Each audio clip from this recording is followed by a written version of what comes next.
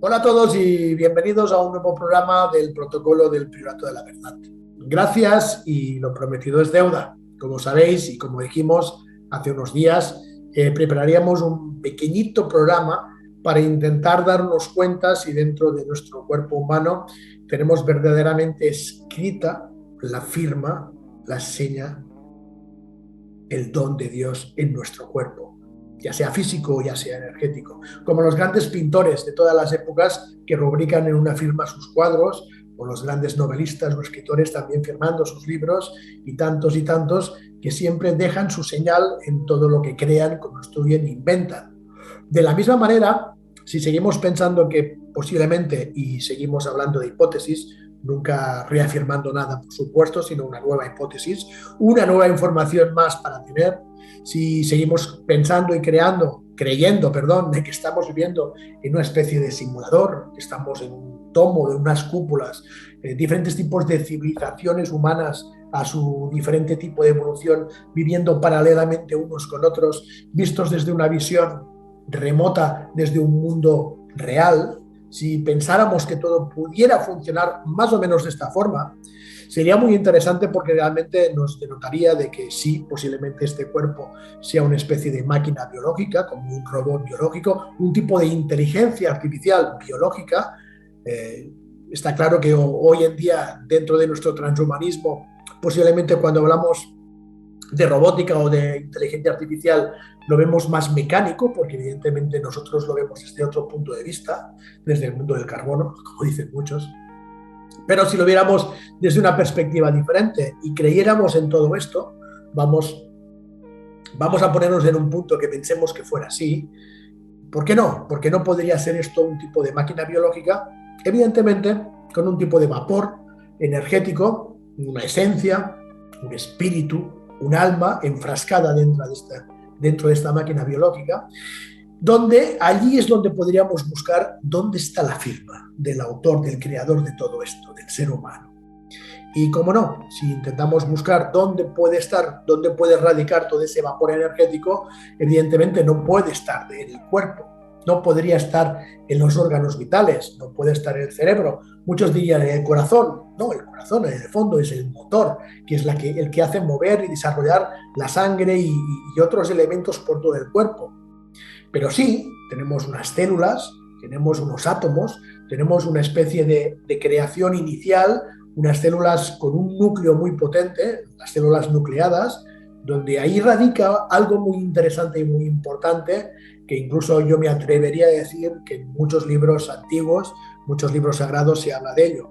En el Génesis, e incluso si hablamos del Bereshit, el Bereshit en hebreo es el principio, son las primeras letras, las primeras palabras del Pentateuco, de los 5 libros de Moisés. El primero, el Génesis, empezaría con la palabra Bereshit, en el principio. Pues todo ello nos marca una especie de génesis, gen y isis, Isis como madre creadora y gen como genética o genoma humano, donde tenemos ahí parte de la información muy bien encriptada y muy bien escondida dentro de muchos de estos libros, ¿no?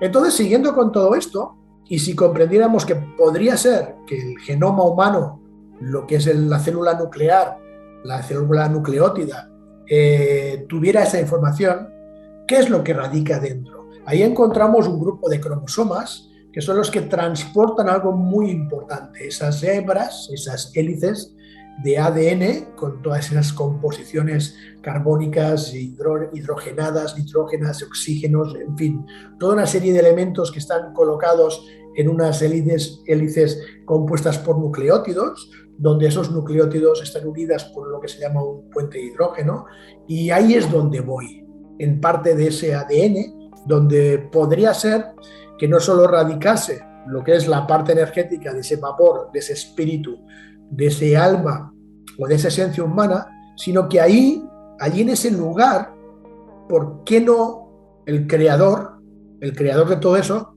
dejara su impronta, dejara su firma, dejara su sello? Como os he dicho, hoy va a ser un programa corto porque hoy solo quiero que miréis. He preparado aquí una pequeña pizarra donde voy a intentar hacer un pequeño dibujo. Ya digo, hoy es un programa muy cortito y si realmente lo veis interesante, podemos hacer otro programa ya más teórico para dar una explicación más amplia de todo ello. Pero hoy os quería hacer un pequeño adelanto para que veáis lo increíble de si sintáis en vuestra visualización de lo que os voy a dibujar, si os parece interesante a dónde vamos a llegar hoy. Y si os parece justo y os parece importante, intentaremos hacer un segundo programa para hacer un desglose mucho más amplio. ¿Sí? ¿Os parece bien? Bien, entonces, como os digo, voy a intentar ser corto, muy resumido, para que lo podáis entender. Por eso hemos colocado una pizarra como si estuviéramos en un colegio, como si fuéramos niños, y el profesor intentará hacer un primer día de clase para explicar algo sencillo, para luego poder teóricamente desglosarlo de una forma más amplia, ¿no? Bien, entonces pues vamos a ello. Vamos a coger las letras hebreas. Vamos a coger parte de esas 22 letras del alfabeto hebreo, también se le llama alefato, se le llama de muchas maneras, alefato de Aleph, por ejemplo, la primera letra, la letra reina. Entonces, vamos a utilizar parte de esas letras, llamémoslo así, aunque no son exactamente letras, pero llamémoslo así, para ver la palabra del innombrable. Ya hablaremos en el segundo programa por qué no le nombran, porque se escribe D-OS.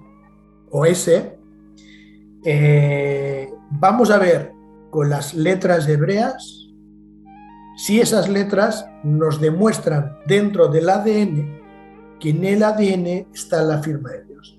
Bien, como os decía, tenemos preparado una pequeña pizarra, dejadme que os la muestre. Bien, aquí tenéis la pizarra, ¿veis? Aquí hemos colocado una pizarra. Voy a intentar de una forma lo mejor posible y rápida explicaros todo lo que os estoy contando. Bien, para entenderlo, sin enrollarme mucho, vamos a escribir la palabra Dios. Ahora primero lo escribo y después os digo. ¿Vale? De una forma sencilla. Aquí tendríamos lo que sería la palabra Dios. Sabéis que existe en el mundo hebreo algo que se llama la gematría, que es la numerología, que cada letra tiene un número. Entonces, aquí, ¿veis? Empezaríamos por esta parte de aquí. Sabéis que también las letras hebreas se leen al revés. Entonces, este punto de aquí es la Yud, esto es la Hei, esto es la Baf, y aquí volvemos a tener la Hei. La Yud tiene una numerología de 10. Tenemos la Hei, que tiene una numerología de 5. La Baf tiene 6. Y otra vez la Hei, que tiene 5. Aquí esto nos suma 26. 10, 5, 6, 5. Que nos suma 26. Esto sería el nombre de Dios.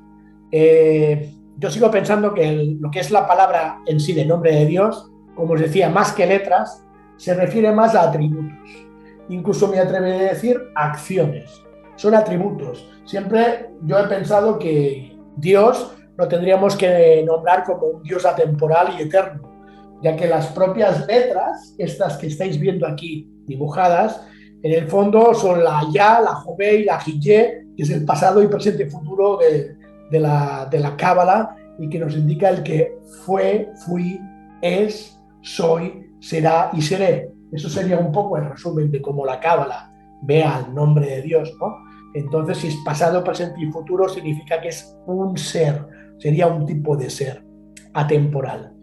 Es interesante que sume 26, porque, por ejemplo, si nos vamos al Génesis 1:26, si nos vamos al Génesis 1:26, justo en este parágrafo de la Biblia, nos dice, hagamos al hombre a nuestra imagen y semejanza. No a mi imagen y semejanza, a nuestra imagen y semejanza. Eso es lo que nos dice el Génesis 1:26. Justamente lo que suman las los cuatro atributos o acciones de la palabra Dios. Es un primer punto interesante, Esto nos forma parte de lo que, repito, llamaríamos el código de Dios en nuestro propio ADN. Vale, para no enrollarme demasiado, como os decía, vamos a dibujar lo mejor que pueda, disculpadme por ello, las hebras del ADN. A ver si puedo subir un poco más la cámara. Aquí tenemos las hebras del ADN. 11 filas de nucleótidos que se van formando. Aquí tendríamos unas filas de nucleótidos y unos puentes de hidrógeno. Aquí tendríamos lo mismo abajo, cada una de ellas partidas en medio, luego os explicaré por qué. Y en esta parte de en medio tendríamos 1, 2, 3, 4 y 5. También partidas por el medio. Tendríamos 11 filas de nucleótidos formando cada una dos partes de un mismo puente. Aquí estaría un nucleótido, aquí habría otro y tendríamos un puente hasta la mitad y otra parte del puente. O sea, el nucleótido que formaría un puente. Pongamos este ejemplo aquí. Entonces aquí se partiría. Es interesante este punto porque más tarde ahora os explicaré la importancia del carbono en esta parte de aquí. Sabemos que todo esto nos forman los elementos de la adenina, que son la adenina, la citosina, la guanina, con G, y la timina, con T. Sabemos que estos cuatro elementos son los que están formados aquí dentro. Cada nucleótido está compuesto por 22 elementos. Cada nucleótido, que son estas esferas, está compuesto por 22 elementos, curiosamente como las 22 letras hebreas, como el alefato hebreo. Bien, sigamos. Vamos a entender algo ahora muy importante. Realmente es importante y es parte de la base, porque en eso vamos a entender más lo que quiero deciros de los puentes de hidrógeno para daros este primer ejemplo en esta primera parte de este primer vídeo. El puente de unión de cada nucleótido, se encuentra entre el carbono 5, el primer nucleótido, es decir, esto de aquí sería carbono 5 y en el otro lado sería exactamente igual. El primero sería carbono 5. Se encuentra, por lo tanto, cada nucleótido dentro del primer carbono 5 y el otro empezaría igual por el carbono 5. Para continuar hasta la mitad del nucleótido con el carbono 3. Aquí tendríamos esta parte carbono 3 y esta parte carbono 3. Con lo cual, entre nucleótido y nucleótido de las dos hebras de ADN, tendríamos un puente de hidrógeno con un carbono 5 aquí, empezaría con un carbono 5 y se añadiría un carbono 3 y un carbono 3, llegando cada uno hasta la mitad del puente de hidrógeno. Así es como se formaría. Es interesante, vamos a bajar la cámara, es interesante porque entonces estos dos 3 forman un 6. Por lo tanto, aquí tendríamos 5, 6, 5. ¿Qué nos faltaría aquí? Nos faltaría que cada curva, cada hélice, ¿ves? Esto es una curva, aquí vendría otra y aquí vendría otra. Cada una de las curvas tiene 10 nucleótidos en cada lado. 10. Con lo cual, aquí le añadimos un 10. 10 nucleótidos unidos por puentes de hidrógeno en un carbono 5, un 3 y un 3, porque hay un 3 a cada lado, que son 6, para volver a encontrar un 5. ¿Os suena 10, 5, 6, 5? Exactamente. exactamente la numerología de la palabra Dios. Es curioso que justamente dentro de lo que es nuestro ADN concuerde perfectamente las composiciones y elementos, en este caso de carbono, de hidrógeno, nucleares, concuerda exactamente con la numerología del nombre de Dios. Esto se le llama cabalísticamente el nombre del Dios estructurado en la unión de las hebras de ADN, lo que ellos llaman salud, pensamiento y sentimiento. Todo esto, salud, pensamiento y sentimiento, lo que hace es crear equilibrio de conciencia, lo que yo llamaría nuestro auténtico papel en la vida. Y ahora, para terminar, y para rubricarlo y para que lo acabáis de entender, voy a borrar aquí.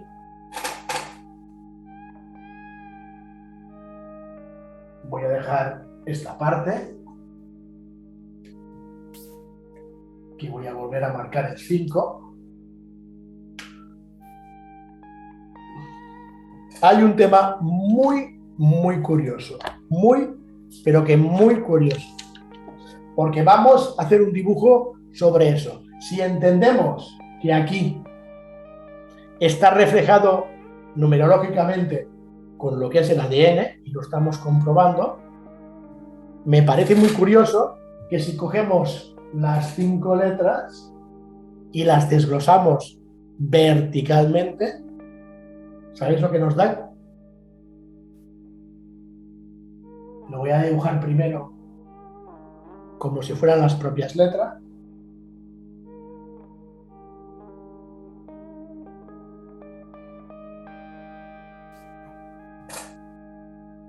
Esto se podría traducir en esto.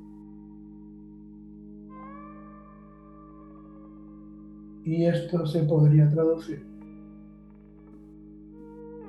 en esto. Qué curioso que si tenemos una firma de ADN que concuerda numerológicamente hablando con la gematría en los números de lo que son las letras hebreas del nombre de Dios, incluso qué casualidad que esas letras dibujadas verticalmente prácticamente nos dibujan un ser humano.